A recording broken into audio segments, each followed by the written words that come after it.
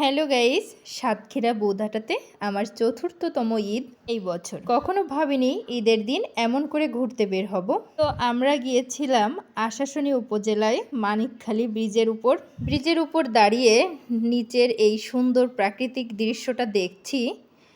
এমন সুন্দর প্রাকৃতিক দৃশ্য দেখলে মনের সব ক্লান্তি যেন একটু করে দূর হয়ে যায়। অসাধারণ সুন্দর দৃশ্য। আর বছরে এই প্রথম আসলাম ব্রিজের উপর, কত মানুষ। আর ভাবি বলছে এবছর তো অনেক কম, কিন্তু আমার কাছে তো অনেক বেশিই মনে হচ্ছে।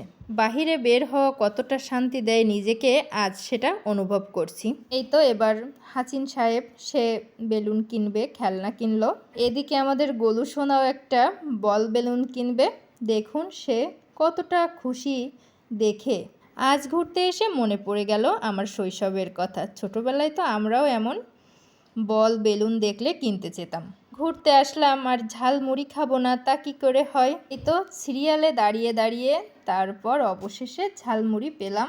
ঝালমুড়ি খেতে খেতে মনে হলো একটু ব্রিজের পাশে গিয়ে দাঁড়াই। জানো তো, প্রাকৃতিক দৃশ্য দেখে খাওয়ার আনন্দটাই আলাদা। তারপর দেখতে পেলাম নদীতে একটা ছোট জাহাজ, ওদিকে সূর্য অস্ত্র যাবে, দারুণ দৃশ্য। কিন্তু এবার আসলাম কুলফি খেতে। সবাই মিলে অনেক মজা করলাম, কুলফি খেলাম। ঠান্ডার জন্য গুলুসোনাকে দিচ্ছিলাম না খেতে, কিন্তু সে খাবে, তারপর দিলাম।